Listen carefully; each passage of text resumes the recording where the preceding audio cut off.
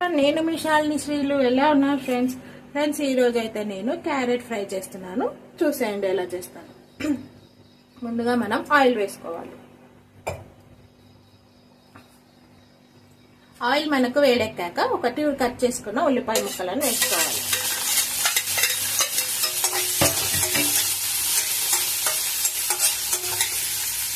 ఉల్లిపాయ ముక్కలు ఫ్రై అయ్యాక కొద్దిగా అల్లం వెల్లుల్లి పేస్ట్ వేసుకోవాలి. అలాగే కొద్దిగా పసుపు కూడా యాడ్ చేసుకోవాలి. క్యారెట్ ఫ్రై అయితే సింపుల్గా చేసుకోవచ్చు ఫ్రెండ్స్. ఇది మా పాప లంచ్ బాక్స్ కోసం చేస్తున్నాను. ఒక పక్క పప్పు కూడా అయిపోయింది, రైస్ కూడా ఆల్రెడీ అయిపోయింది. క్యారెట్ ఫ్రై ఈజీగా అయిపోతుంది. ఈజీ రెసిపీ, చాలా ఫాస్ట్గా అయిపోతుంది. ఒకసారి ట్రై చేయండి మీరు కూడా. ఇప్పుడు మనకు అల్లం వెల్లుల్లి పేస్ట్ ఫ్రై అయిపోయింది కాబట్టి కొద్దిగా కారం, రుచికి సరిపడిన ఉప్పు వేసుకోవాలి. మొత్తం అంతా ఒకసారి కలుపుకున్నాక మనం క్యారెట్ ని యాడ్ చేసేసుకోవాలి. ఇప్పుడు మనం చిన్నగా కట్ చేసుకున్న క్యారెట్ ని అయితే యాడ్ చేసేసుకుందాం.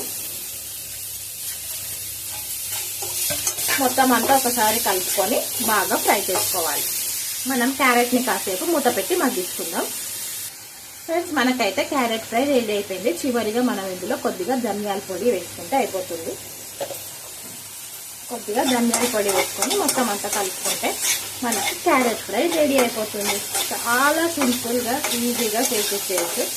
టిఫిన్ బాక్స్లోకి అయితే పిల్లలు ఈజీగా తినేస్తారు.